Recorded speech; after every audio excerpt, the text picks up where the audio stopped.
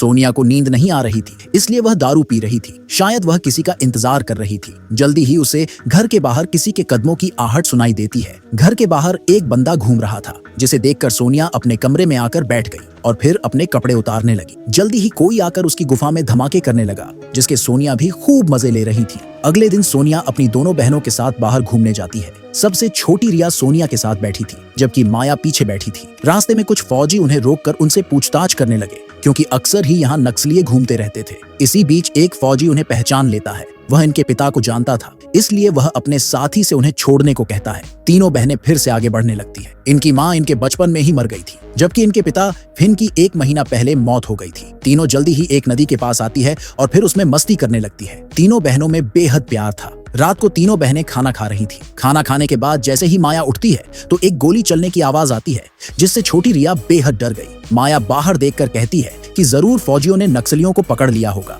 अपनी बहनों के सो जाने के बाद सोनिया आज फिर किसी का इंतजार करने लगी। कदमों की आहट सुनकर वह जब बाहर देखने आती है तो उसे दरवाजे पर जख्मी नक्सली दिखता है। सोनिया की चीख सुनकर उसकी दोनों बहनें भी बाहर आ जाती हैं। सोनिया पुलिस के पास जाने की बात करती है, क्योंकि वह किसी नक्सली को अपने घर में नहीं रखना चाहती थी, लेकिन रिया जख्मी की मदद करना चाहती थी। जल्दी ही सोनिया की दोनों बहनें उसे एक कमरे में लेकर जाने लगती हैं। इस बंदे की टांग पर गोली लगी थी। सोनिया डॉक्टरी की पढ़ाई कर रही थी, इसलिए वह गोली निकालने लगती है। इस बंदे का नाम जीवो था। गोली लगने के कारण जीवो को बुखार हो गया था, इसलिए सोनिया रिया और माया को उसका ख्याल रखने को कहती है। जख्मी जीवो जब बाथरूम जाता है तो माया उसे देखने लगती है, क्योंकि उसे जीवो अच्छा लगने लगा था। इसके बाद माया उसके साथ ही लेट जाती है। अगली सुबह जैसे ही जीवो की आंख खुली तो वह कमरे में छानबीन करने लगा। जल्दी ही उसे एक अलमारी से कई प्रॉपर्टीज के कागज मिलते हैं। वह अभी उन्हें देख ही रहा था कि तभी कोई आवाज सुनकर वह उन्हें रख देता है। माया उसके लिए नाश्ता लेकर आई थी। उसके पूछने पर जीवो बताता है कि मैं दूसरे शहर से यहाँ घूमने आया था,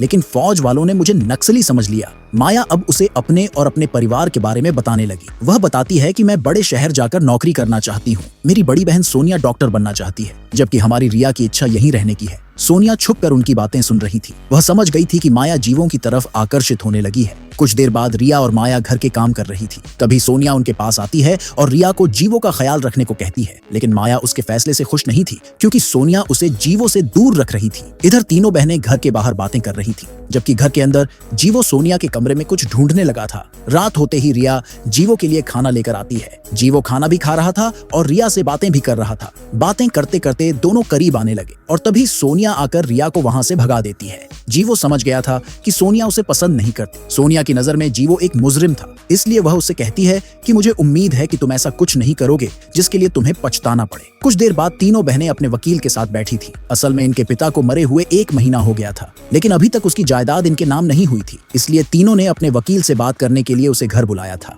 जायदाद अपने नाम होते ही तीनों बहनें अपने अपने रास्ते निकलने वाली थीं। कुछ दिनों बाद वकील फिर से इनके घर आता है और इन्हें बताता है कि तुम्हारे पिता की सारी जायदाद तुम्हारे नाम हो गई है। यह सुनकर तीनों बहनें बेहद खुश हो गई। वकील बताता है कि जिस जमीन का केस चल रहा था वह भी हमने जीत लिया है। इनकी सारी बातें ऊपर खड़ा जीवो भी सुन रहा था और बातें सुनता सुनता वह अपने अतीत के बारे में सोचने लगा। असल में सोनिया का पिता फिन काफी पैसे वाला था। कुछ साल पहले जीवो के पिता ने अपनी जमीन के बदले फिन से कर्ज लिया था। जीवो का पिता वह कर्ज चुका नहीं सका और उसकी जमीन फिन के नाम हो गई। इस सदमे के कारण जीवो के पिता ने खुद की जान ले ली थी और जीवो योजना बनाकर उसी का बदला लेने इनके घर आया था। वकील जिस जमीन की बात कर रहा था वो जीवो की ही थी। कुछ देर बाद सोनिया रिया के साथ सब्जी मंडी में थी। यहाँ फौजी आकर सभी को घर जाने को कहते हैं। सीमा नाम का फौजी सोनिया को भी घर जाने को कहता है और सोनिया उसकी बात मान लेती है। देर रात को सीमा सोनिया के घर आकर उसकी गुफा में धमाके करने लगता है और जीवो उन दोनों को देख लेता है। असल में नाश्ता करने लगते हैं।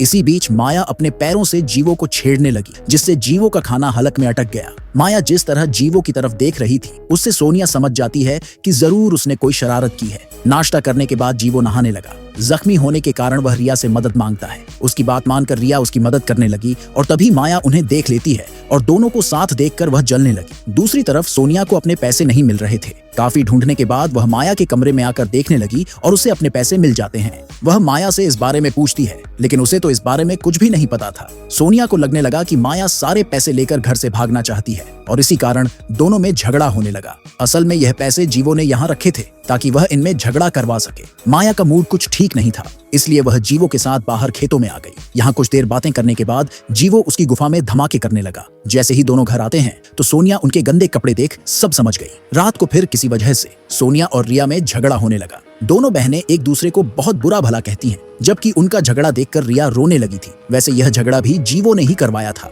देर रात को सोनिया अकेली बैठी दारू पी रही थी और इसी बीच जीवो उसके पास आकर बैठ जाता है। सोनिया उसे बताती है कि मैं अपनी बहनों से बहुत प्यार करती हूँ। माया भले ही गुस्सा करती रहती है, लेकिन वह मन की बहुत अच्छी है। ऐसी ही बातें करते करते वह रोने लगी और जीवो उसे सहारा देने लगा। तभी माया उन दोनों को साथ में देख लेती है। उसे लगता है कि सोनिया जीवो को उससे छीनना चाहती है, इसलिए वह फिर से सोनिया पर गुस्सा करने लगी। कुछ देर बाद जब जीवो अपने कमरे में था तो माया उसके पास आकर उसे रिझाने लगी, लेकिन जीवो उसे सोनिया से माफी मांगने को कहता है। यह सुनकर माया एक बार फिर से सोनिया से लड़ने लगी। अब उसे लगने लगा था कि जरूर सोनिया ने उसके बारे में जीवो से कुछ कहा है। दोनों बहनों में झगड़ा बढ़ता ही जा रहा था, जिससे दुखी होकर रिया बाहर चली गई। जीवो भी उसके पास आ गया था। दोनों बातें करने लगे और बातों ही बातों में जीवो उससे कहता है कि मैं तुमसे प्यार करने लगा हूँ। रिया जीवो की मीठी मीठी बातों में फंस जाती है और इन दोनों का चक्कर शुरू हो जाता है। अब दोनों पूरा दिन साथ में बिताते और मौका मिलने पर एक दूसरे का पानी भी निकालते। रिया को जीवो के साथ खुश देखकर सोनिया तो बेहद खुश थी, लेकिन माया आग की तरह जल रही थी। वह गुस्से में आकर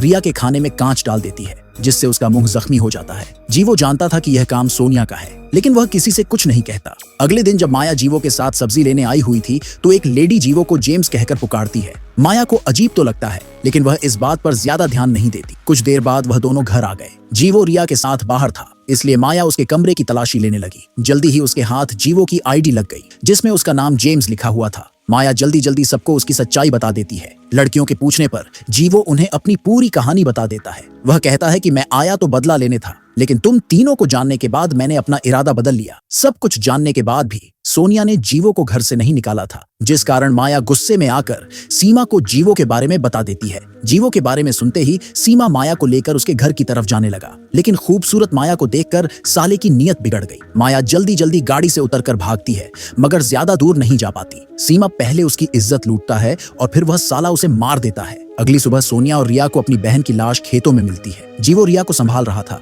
जबकि सीमा सोनिया के साथ था। सोनिया बेहद दुखी थी, इसलिए सीमा उसे छोड़कर जीवो को ढूंढने लगा। वह जीवो को पकड़कर उसे बहुत मारता है। यह देख सोनिया उसे रिझाने लगी ताकि जीवो को बचाया जा सके, लेकिन सीमा सोनिया को ही पकड़ लेता है। इससे पहले कि वह साला उसे मारता, जीवो पीछे से सीमा पर हमला कर देता है। अब जख्मी सीमा उन्हें बताता है कि तुम्हारी बहन माया को मैंने ही मारा था। यह सुनते ही सोनिया को इतना गुस्सा आता है कि वह उसे जान से मार देती। वह जानती थी कि फौज कभी भी उनके घर आ सकती है, इसलिए वह रिया और जीवो को से दूर भेज देती है और सीमा की मौत का इल्जाम खुद पर ले लेती है। इसी के साथ इस कहानी का यही अंत हो जाता है। हमारी वीडियो देखने के लिए बहुत बहुत धन्यवाद।